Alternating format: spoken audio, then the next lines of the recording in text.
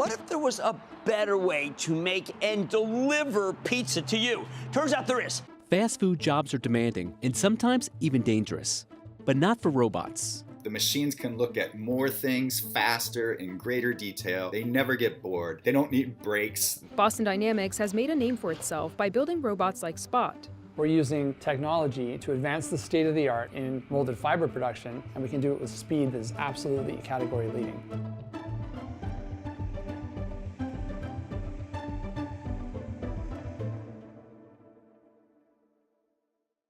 Welcome to White Castle. This is Brittany. How may I help you? This robot named Flippy runs the fry station at a White Castle outside of Chicago.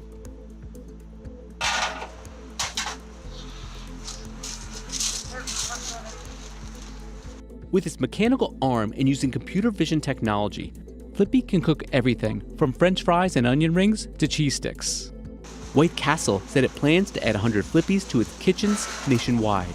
We used to need 2 people to operate that French fry area during peak hours, and now we are able to only have 1 person operating that area. Would you like to try the mac and cheese bites today? All right, thank you. If the screen's correct, it is 827. Second window, please. Fast food jobs are demanding, quick moving, and sometimes even dangerous. But not for robots. When you look at the restaurant industry, it's a little bit late to the party in adopting automation and robotics in particular. So far, the restaurants that are using them or trying them out say that this automation really only has to do with helping relieve boring tasks from workers' plates, help make their jobs easier, let them engage with the customers more. But there's a lot of reports out there kind of guesstimating how many jobs could be replaced by these robots, by automation. Up to 82% of restaurant positions could to some extent be replaced by robots. Automation could save U.S. fast food restaurants over $12 billion in annual wages. And restaurants are also struggling to find workers. American restaurants are down more than 560,000 jobs, or about 4.6% of its workforce from their pre-pandemic levels. About a third of Americans worked in a restaurant as their first job, and half have some restaurant work experience. Yeah, the economics of this are very, very compelling. If you take minimum wage, just around the $20,000 per year mark. That's the cost of 1 robot. Other companies in the space include Picnic, that has a robot that makes pizza, and Autech, whose machines make sushi. So what impact will robots have on the fast food industry and the livelihood of its workers? CNBC got a behind-the-scenes look at restaurant robot maker Miso Robotics to find out.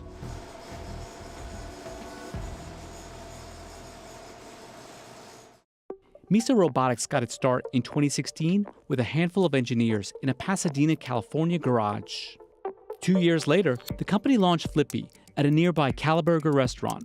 Flippy's first job was turning over a hamburger patty after it was placed on a grill by a human chef. But the company quickly pivoted to fried foods, rolling out a portable fryer station for baseball games at Dodger Stadium. This was really the peak throughput test for us. Can Flippy keep up with in-between innings at a Dodger game and everybody goes to the concession stand? Can we meet that demand? In 2021, Miso launched Flippy 2 using a mounted rail system, AI, and computer vision technology that can identify and track food as it moves through the structure. Although it has a camera, tablet, and robotic arm, engineers say the real tech is in the software. The hard thing to get right about this product is having the computer vision, the algorithms that plan the cook cycle, and the software that manages the robotic motion to all work together so that it's as reliable as a refrigerator and it does the job. Food is dispensed directly from the freezer into a basket. The robot's computer vision identifies the type of food and places it in the appropriate fryer. Once the food is cooked, the basket is taken out of the fryer, shaken, and dumped into a holding area where it is bagged by a worker. For those of us who have been in a restaurant, this is exactly the same process that is done today by a human. He's constantly playing like a multi-frame game of chess in his mind, understanding where to be next, so his sequence of movements is precise and he doesn't undercook or overcook food. But what about the cost? Miso charges restaurants about $3,500 a month for a Flippy 2 under its robot-as-a-service model. The company charges an additional fee of about $10,000 for installation. By comparison, the median hourly wage of fast food workers in the U.S. is just $12.07 an hour. There were roughly 11.7 million restaurant workers in the U.S. in 2022.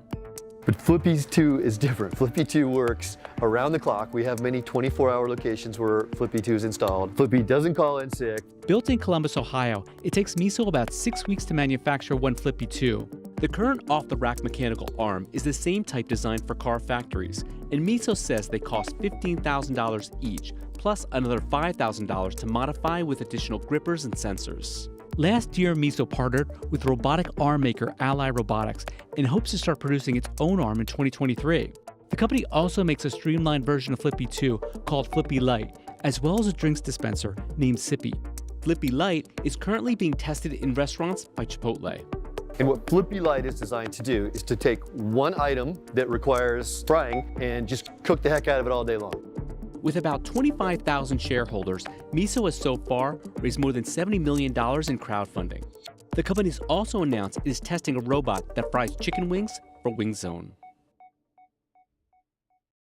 The global fast food industry is a $273 billion business, including more than 280,000 fast food restaurants in the U.S. alone. At this White Castle on the outskirts of Chicago, staff in the busy lunch hour shift face a barrage of orders coming from drive-through customers as well as the main counter. Would you like to try any mac and cheese bites today?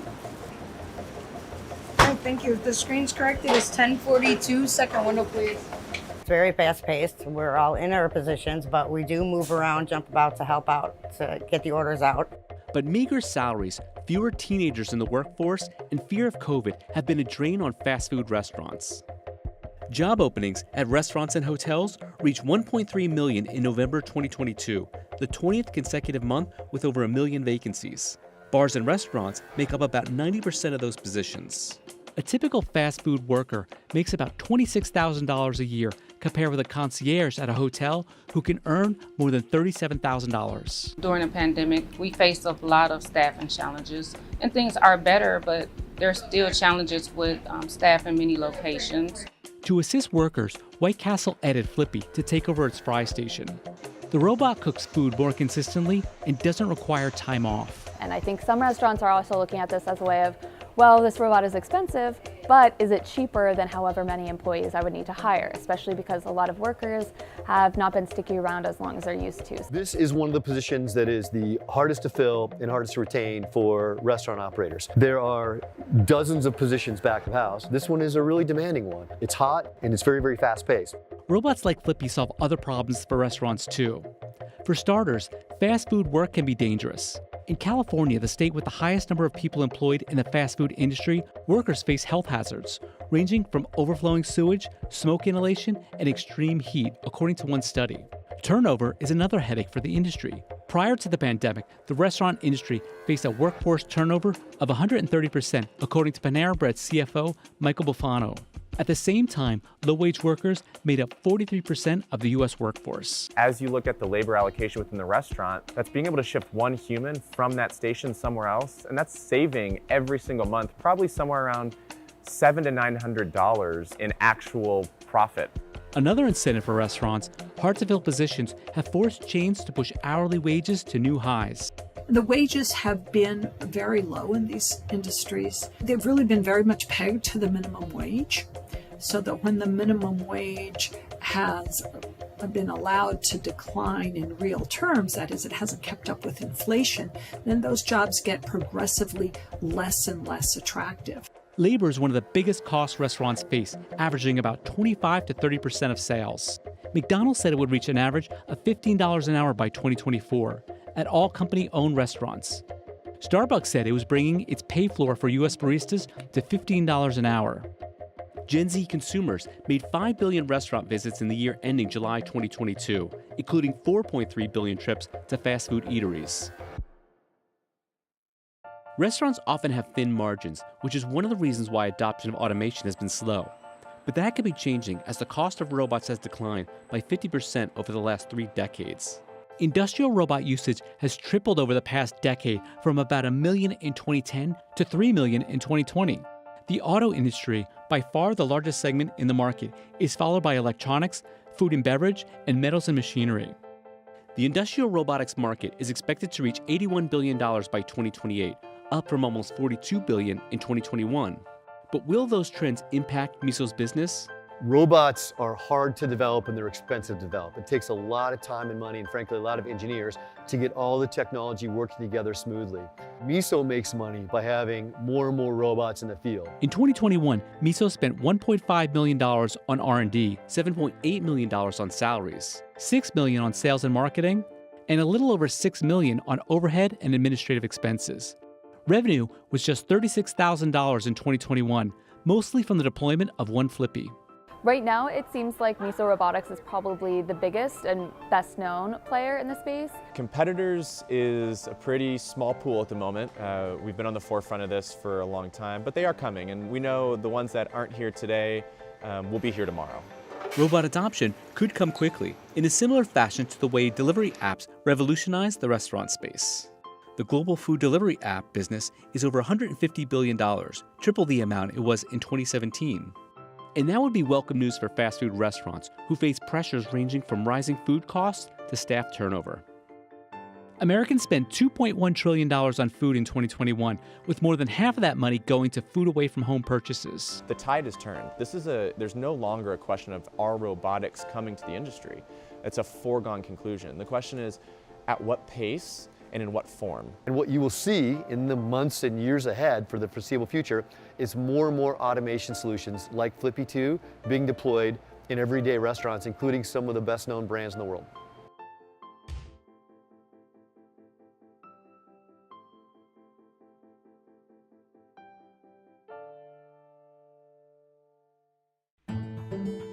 There was a lot of hype in 2017 around Zoom. What if there was a better way to make and deliver pizza to you? Turns out there is. Zoom is revolutionizing delivery model. All pizzerias out there, you're in trouble. At the time, Zoom was a pizza company that used robots to automate the pizza creation process and utilized large oven-carrying trucks to bake the pies as they traveled to customers. The idea was a hit and earned Zoom a $375 million investment from SoftBank. So why are we talking about pizza made by robots in a video about compostable packaging? That was our question too. One of the problems that we encountered in pizza was our beautiful pizza with no stabilizers in it, in a traditional box, declined in quality from the time you cooked it to the time it was delivered, to the point where we didn't think it was good enough. So we designed a new pizza box. At the beginning of 2020, Zoom laid off half of its workforce, 360 employees. This is another stumble for SoftBank's Vision Fund, which invested $375 million into Zoom, bestowing that unicorn status, $1 billion valuation. But the company kept going. Now, Zoom is dedicated to producing compostable packaging that is durable and backyard compostable, breaking down in a matter of 90 days. Zoom is breaking into the $274.2 billion sustainable packaging market, which is expected to grow to $413.8 billion by 2027. But the industry does face challenges. I wish I could say it was just the cost, and cost is going to come down, or it's just that we need one thing, but it's really, I think, a variety of factors. As the oceans fill up with plastic waste and as companies make pledges to switch to greener packaging, it could be great timing for Zoom. So let's take a look at some roadblocks in the compostable packaging industry and what can be done to overcome them. Let's talk about the life cycle of a package first, using a takeout container as an example. Takeout containers can be made of many different materials, which all have their pros and cons, like plastic, metal, styrofoam, cardboard, and a compostable material like molded fiber. Some plastics and metals can be recycled, but they have to be perfectly clean in order to be made into another product. They can also be downcycled, which is where they're used to create something that cannot be recycled again, like a park bench. But recycling has failed in the US. In 2018, less than 9% of plastic waste was properly recycled in the US, and it got worse in 2019 when China stopped importing American trash. So most of what you think may be getting recycled is actually getting sent to landfills, or making its way into rivers and oceans. The UN says that by 2050, we'll have more plastic than fish in the ocean. Plastics become so prevalent that every person on the planet eats a credit card's worth of plastic a week. Plastic recycling has actually been considered by some to be a ploy by oil companies to make plastic production seem more environmentally friendly than it is. And even sending food scraps to the dump can be harmful. When you're actually introducing those organics in landfill, you create a lot of methane. And as you know, methane is a very important greenhouse gas emission. So then you want to reduce that amount of organics that you send it to the landfill. But the US loves plastic. The country generated more than 14.5 million tons of plastic in 2018. It's not easy to get away from that. Plastic's an amazing material, it's miraculous, and the convenience of plastic has powered many of the modern conveniences that we enjoy as consumers around the world. But unfortunately, the things that make plastic great come with catastrophic consequences. Aluminum containers are a bit easier to recycle, but still only saw about a 35% recycle rate in 2018. Cardboard is recyclable and compostable, but only if it's clean and doesn't have some sort of coating on it. Virgin cardboard can also contribute to the deforestation of endangered habitats. Styrofoam, or polystyrene, is technically recyclable, but not in a way that is economically feasible or environmentally effective. Many cities and states, including New York City, Maine, Vermont, Maryland, and a long list of cities in California, have completely banned the use of polystyrene, and the trend is growing. Compostable materials seem like a solution to these recycling issues, but come with their own set of confusing marketing tactics and end-of-life difficulties. For instance, the word biodegradable, which is used to describe certain materials like plastic made from corn, has been scrutinized. That necessarily does not mean that a bio acronym at the beginning will mean that the polymer is from bio-based resources or is biodegradable. And if it's biodegradable, it doesn't mean that it's compostable either. The word biodegradable on its own, for a marketing term, is seen as potentially pretty misleading. So several states have passed laws actually forbidding the term biodegradable in marketing language when it comes to single-use items. So states like California, Maryland, and Washington, Minnesota for bags specifically. Some materials require composting in an industrial facility, like certain cutlery and coffee cup lids, which means you can't just throw it in your backyard and hope it will break down. It has to be sent to a facility that monitors the chemical and temperature levels of a large compost pile. The materials are also sifted to make sure everything has broken down properly. And if you think you're doing the environment a favor buying these industrial facility compostable products and still throwing them away in the trash, you're only partly correct. Landfills are usually too compressed to allow oxygen and microorganisms to break materials down, even for things like food or paper, which are usually pretty easy to break down. Unlike with recycling, where you have different plastic types, you have different shapes, and that can help determine the recyclability, and each community has its different requirements based on what their recycling facility can sort. There's no one common definition of what is recyclable. With compostability, it's different. We have these international standards saying this is what is compostable, regardless of what plastic type you're using, regardless of whether there's paper in there or not. According to one report, only about 27% of the United States population has access to some kind of composting program that accepts either food waste only or food waste and some form of compostable packaging. So it's not a ubiquitous solution yet. The real difficulty here at Zoom is finding the solutions to replace all of those arrows. Let's get rid of those arrows so that you don't have the confusion at the consumer level, you know, can I or can't I, and throw your hands up and I'm just going to throw it in the trash and let it go to the landfill. So it's going to make it simpler, easier. I know I can just take it, compost it, and 90 days later, I can use it to fertilize my garden. Zoom developed packaging that is backyard compostable, and it really makes a difference. Backyard compostable packaging can break down without the use of industrial monitoring. They use the microorganisms in the soil or water to break down packaging. For people living in areas without composting services, this gives consumers the option to discard their waste in a local compost pile or even in their backyard compost piles. I can tell you that we've tested our products with independent labs in all of the known waste streams, and we have all the certifications that give you the results that you'd be looking for. Recently, compostable products have been on the rise. Companies like Full Cycle in the US, Us2 in India, and Biofasa in Mexico have been springing up left and right. Unilever and PepsiCo, among others, have goals to design 100% of packaging to be reusable, recyclable, compostable, or biodegradable by 2025.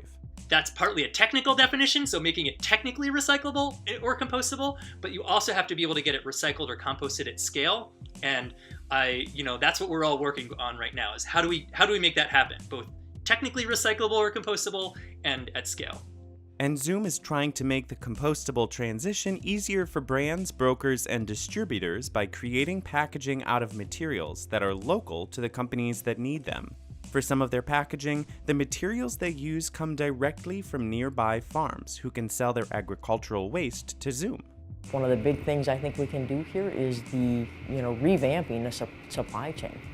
So let's build a pulp mill next to the source of the agricultural waste, so it doesn't get burned or it doesn't get taken to a landfill. Turn it into premium molded fiber packaging that then is composted, so it's a place to grow the next crop. It's a closed loop supply chain, and if something I think we've heard a lot about over the past year is the supply chain. The company has products available in 21 countries, including takeout containers, cosmetics packaging, and their robotic technology when a company wants to produce packaging themselves. We work with some of the largest industrial companies in the world, and they build factories based on our technology. At the same time, we work with some of the biggest brands in the world, and we solve their product problems. We help give them a road beyond plastic. When we have these fully qualified products and these fully qualified factories, we connect the two of them together, and we give brands a path beyond plastic at scale with great economics for the brands and great economics for the factory partners. The sustainable packaging industry is a $274.2 billion a year business. Of course, the packaging industry as a whole is about $900 billion, so there's still a lot of work to be done. There are some constraints when it comes to compostable packaging, like higher cost. 100 plastic straws can cost as low as $1.53 when bought in bulk, compared to paper straws, which can cost $1.67 for 100 when bought in bulk. That's an increase of 9%. These plastic clamshell containers for burgers and sandwiches can cost 13 cents each when purchased in bulk. Their natural fiber counterpart can cost 19 cents each when bought in bulk, an increase of 46%. Remember, packaging is a commodity and it's always a low-cost product. So in general, for food or for this kind of situation, your margin is very small, that you can actually don't have a large amount of room there to have a cost in the packaging system. Zoom says its robots are the reason it can keep costs down. Previously, machines could either make very low quality things quickly. Some machines could make high quality things very slowly, but they were so expensive that they would be outrageous for a consumer market. What our technology does that's so revolutionary is it can make very high quality parts very fast. And then there's the question of performance. Compostable packaging companies have come up with many ways to make their products as durable as environmentally damaging alternatives, but it's not always easy. We're using technology to advance the state of the art in molded fiber production, so we can take many, many millions of tons of agricultural waste and turn it into not plastic. And we can do that without compromising on performance or on price, and we can do it with speed that is absolutely category leading. One thing Zoom doesn't have control over, though, is the difficulty that comes with waste management, including the lack of composting programs mentioned before, along with the general confusion of whether something is compostable or not. The problem is that the waste management system is still at the state level. So we have 50 states with different type of goals. So we should have tried to get at least an aggregation of a state, or if the federal government can actually pass some type of legislation on where we have goals to move the whole country forward. Without a fully circular economy, meaning packaging is created, used, and turned back into materials that can be used to create more, our packaging obsession will continue to cause problems. There's tremendous demand for these solutions in the market and with consumers. So now that the solutions exist and the demand is there, now we're getting the scale.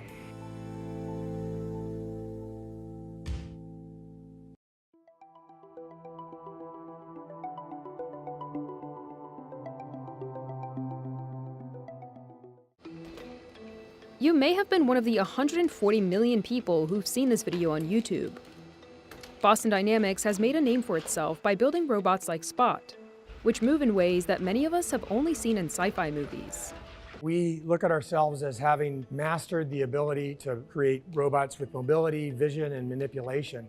And we think we can combine those in just almost an infinite number of ways at different applications. The public's fascination with Boston Dynamics' robots is likely owned to equal parts awe and fear. A 2017 episode of the popular dystopian Netflix show Black Mirror depicted a woman running from a pack of killer robot dogs. The show's creator later admitted in an interview with Entertainment Weekly that Boston Dynamics' videos were the inspiration.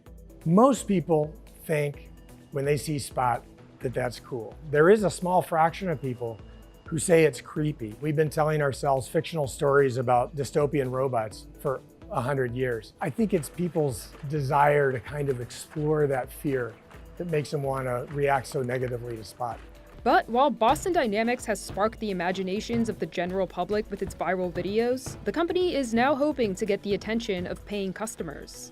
I expect that we will become a serial producer of novel robots with advanced capabilities. I think we'll build every 3 to 5 years. We're going to roll out a new robot targeting a new industry. CNBC got a rare look at Boston Dynamics' office in Massachusetts, where the team showed off 2 of the robots they're working to commercialize, Spot and Stretch. The yellow robot that you see walking around is a mobility platform.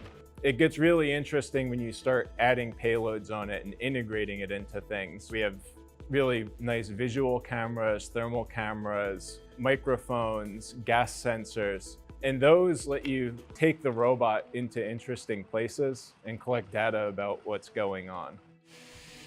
We see Stretch as ultimately a general purpose box moving machine that can be used anywhere in the warehouse.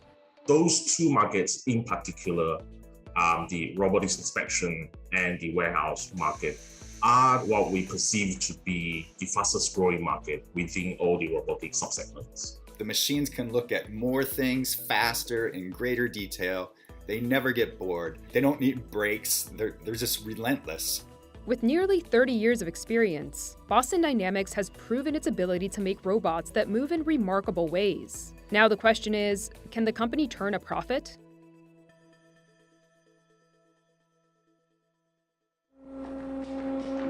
Boston Dynamics was founded in 1992 by Mark Raybert.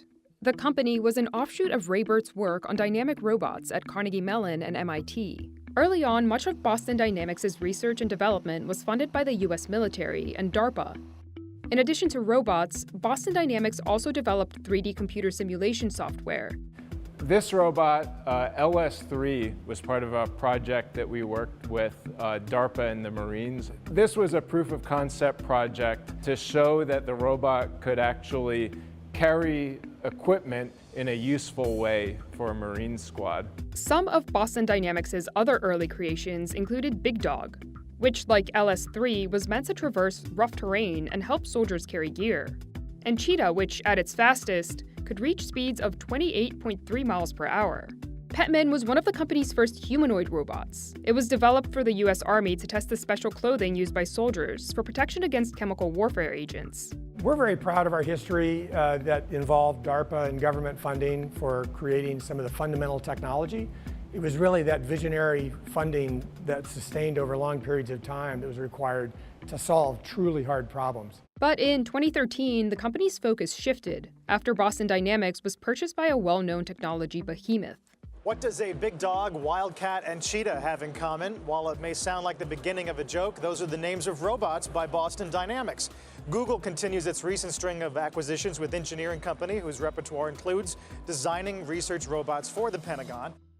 When Google purchased Boston Dynamics for an undisclosed amount, the internet giant was gobbling up robotics companies left and right. The New York Times first reported the acquisition, noting that it is the 8th robotics company Google has bought in just the last 6 months. There is speculation that Google wants to build a new class of robots that could perhaps do everything from warehouse work to package delivery. At that time, Google was a bit more ambitious, and they are trying to look for the sort of next big thing. And highly specialized robotics is sort of perceived as a big emerging area that the industry was sort of expecting or anticipating at that time. Google itself did not say much about the acquisition, other than that it would honor Boston Dynamics' existing military contracts, but was not interested in becoming a military contractor itself. I think there are some concerns around Google dabbling with military contracts. They might hurt their public reputation. But without government contracts, Boston Dynamics would lose its revenue stream. Even existing contracts that the company had with the military did not always pan out. And R&D was expensive. Owning Boston Dynamics reportedly cost Google $50 million a year. Internal movement at the company also shook things up. When Google bought Boston Dynamics, its robotics effort was being run by Andy Rubin, who was well known at the company for leading the development of Android. But after Rubin left Google in 2014, Google's robotics division stalled. Then in 2015, Google, which by then was renamed to Alphabet, got a new CFO, Ruth Porat. Over the next few years, Porat went on a cost-cutting spree, and Boston Dynamics was one of the casualties.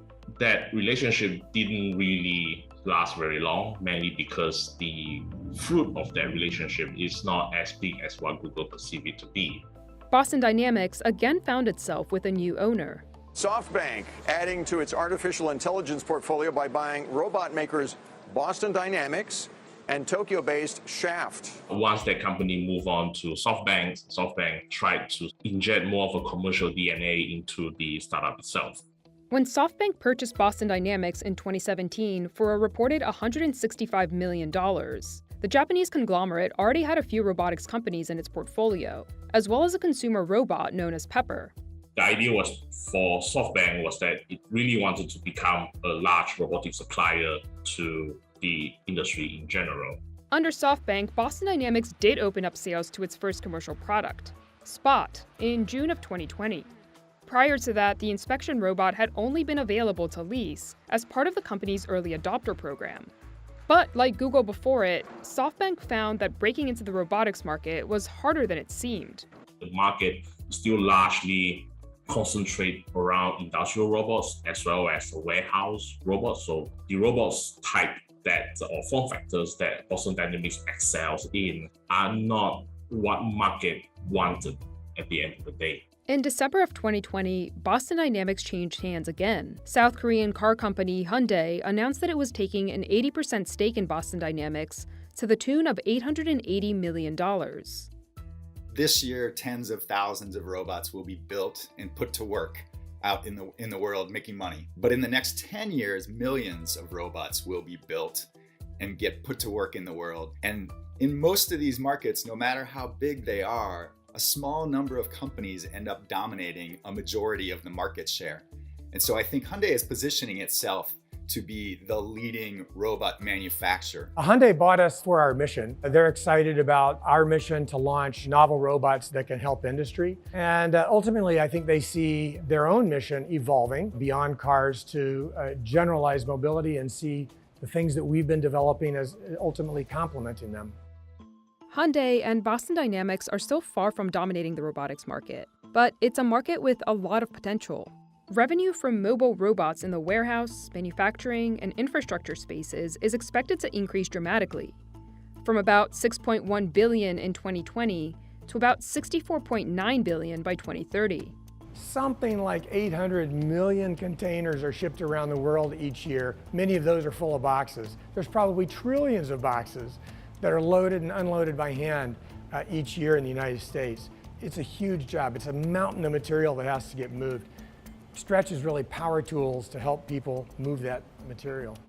Stretch is made up of a few different parts. The robot uses a mobile base to move around tight spaces and go up loading ramps. An arm, gripper, vision cameras, and sensors allow the robot to identify and handle a variety of different objects.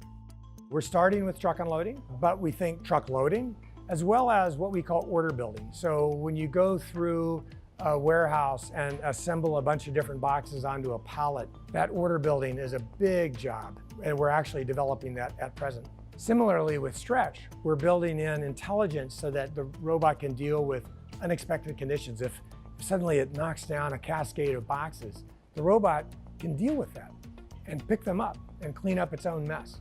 How do you feel about competitors? There's Amazon that has their own robotics for warehouses. There's a lot of automation companies that are entering the logistics space, And of course, the logistics space has a huge variety of problems to solve. We're uniquely focused on mobile box moving, which almost nobody else is looking at. So we think we have a nice, safe entry into that market that we can own for a significant portion of time. Amazon, I think, is lighting terror in the hearts of all the warehouse owners across the world.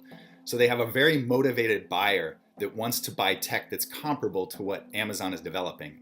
Boston Dynamics says it expects Stretch to go on sale next year, though it would not provide a price point. Customers can also opt to purchase just the computer vision software that powers Stretch, which Boston Dynamics calls PIC. The company says it's working with a few early adopters to test the robot, but would not say who those partners are. Unlike Stretch, Spot has already hit the market. We've sold several hundred Spots thus far. We launched it really commercially just last year. The entry-level Spot Explorer is about $75,000. We have another version that has additional capability and a recharging station that's a little bit more than that. Sales have exceeded expectations, really. Payloads like pan-tilt cameras and LiDAR are sold separately and can be quite pricey. Even so, Spot has received interest from a number of industries. So far, the robot has been used to do inspections at construction sites, oil rigs, nuclear plants, to check the vital signs of COVID-19 patients in hospitals, and even remind people to maintain social distance amid the pandemic. So I would take a substation like this and subdivide it into maybe 4 sections, and I would have the robot do a detailed inspection on each of those 4 sections. This is Dean Berlin. He is the lead technology analyst for National Grid, an electric and gas utility company that serves customers in Massachusetts, New York, and Rhode Island. For the past year and a half, Berlin and his team have been testing 2 Spot robots by programming them to do inspections of National Grid's equipment. Berlin says the team also considered other robots for the job, but chose Spot for its mobility capabilities. Some of the advantages that we find for the Boston Dynamics robot is that because it's a 4-legged walking terrestrial robot, it can actually transverse our substations fairly easily. The robot also can be equipped with a variety of different payloads, making it mission specific. So we're going to power on and undock the Enterprise robot. A typical inspection looks something like this.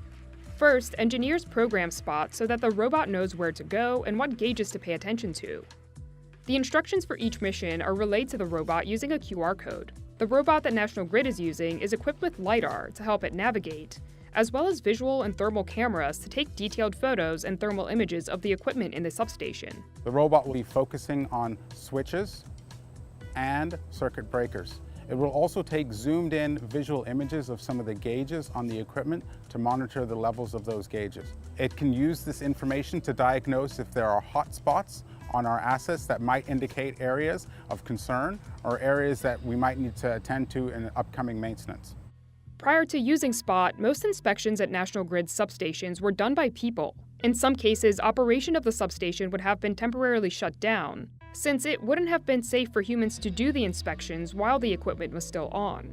National Grid has noticed savings in terms of time because the robot is able to perform these missions in parallel to a human performing other tasks. So in a sense, you get efficiency from having a human and the robot operating at the same time. Spot may even go to space. NASA has been sending teams of the robotic dogs into caves to see if they can one day be used to search for life on other planets. Caves' protection from cosmic rays and stable temperatures, NASA says, makes them the most likely of places to find life.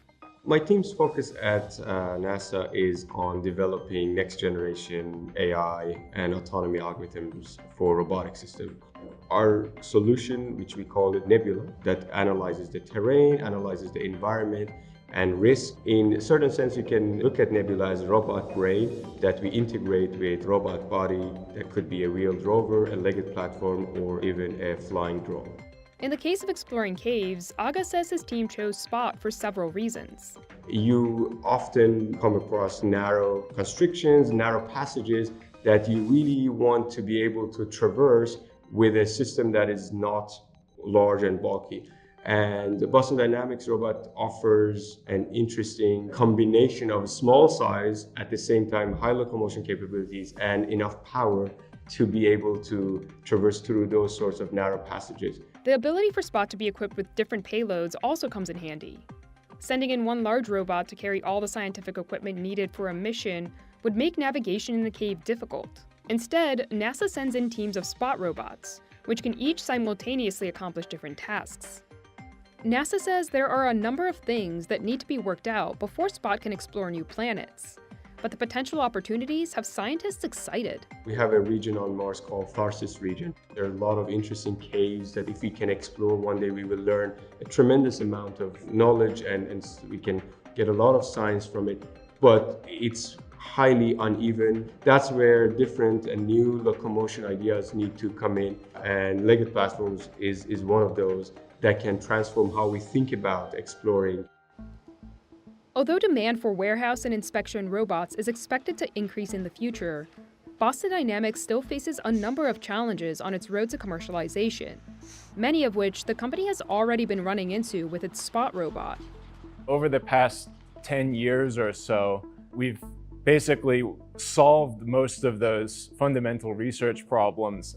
And when things were working well enough, we started to ask, how can we make this practical and how can we start making this useful in real applications? Manufacturing, having a service department, having a sales team, those have all been new skills for us. Marketing, all new things for us that have encouraged us to really expand our staff. Plater says his team has grown from 100 employees during the R&D stage to 400 employees now. So far, Boston Dynamics says it's been able to keep up with demand, producing around 40 to 50 Spot robots a month with the help of contract manufacturers. Final testing, assembly, and repairs are done in-house. But in order to compete in the larger market and have a shot at profitability, experts say Boston Dynamics needs to seriously ramp up production. Boston Dynamics' biggest challenge to commercialization today is just cost, pure and simple. The hardware itself is the other piece. The hardware itself for something like a Spot is today probably in the $20,000 ballpark. They've got a great robot, hugely technically capable right now, but that's far too expensive to really sell at huge scale today, because people's alternative is a robot that's not nearly as capable, but 1/5 the cost. And as long as it's capable enough, they're always going to go with that alternative. Boston Dynamics hopes that's something else Hyundai can help with. Hyundai is really going to be a great partner for this stage of commercialization because they bring expertise in manufacturing and obviously a worldwide footprint in sales and service. And those things are going to help us get our robots out into a broader audience. In the inspection space, Spot will have to contend with wheeled inspection robots and flying inspection robots or drones. A number of companies, including Swiss-based Antibiotics and China-based Unitree Robotics, for example, are also making four-legged dog-like robots, though the latter seems to be marketed more as a human companion rather than an industry tool. We do enjoy a pretty good lead in terms of the robots having reliable behavior in complex environments. Our robots have dramatically better integration between their vision systems and their balance systems. And we also do a lot of the higher level functions that you don't see our competitors doing, like complex mission planning and actually completing a lot of these end-use applications that produce value. Spot's really the only robot in the world that can deal with the complexity of the terrain that people can. Boston Dynamics faces just as much competition in the warehouse robot market, which includes companies like Six River Systems, Fetch Robotics, Gray Orange, and Geek Plus. And then, of course, there's Amazon. The interesting part with Amazon when it comes to logistic business is that they tend to develop solutions just for themselves. Amazon doesn't really supply the technology to external parties. But then again, there definitely can be a competitor because at some point, Amazon may feel like they are ready to now serve the wider market, and then they can now roll out their solution. In the end, some experts believe the market could be regionally segmented, with Western customers choosing Western robot manufacturers due to security concerns. When you deploy a robotic solution into the field, it's also about collecting data. The current market perception is that if you were to go with the Western suppliers, in this case Boston Dynamics, there is a lot more respect towards how the data is being used. Boston Dynamics says it's off to a good start. So I'm sure developing these products is very, one-time consuming and too costly. How are you covering the cost right now? really through the investment of our owners, such as SoftBank and Hyundai. They're really covering the cost. Now we do have significant revenue at this point, which is also helping. We're generating revenue currently from the sales of our robots, primarily Spot. We have a little bit of time before we're profitable, but we're on a great trajectory so far. As for its R&D roots, Boston Dynamics says it's not leaving those behind. It's critical that we maintain leading-edge R&D work within the company as we commercialize. But we've only covered a fraction of what we need to do with robotics. There's additional work in vision and manipulation that we want next-generation robots to have that we currently can't do. So it's important to keep pushing that forefront. Plater says the company is also looking at other industries, including construction, manufacturing, and entertainment.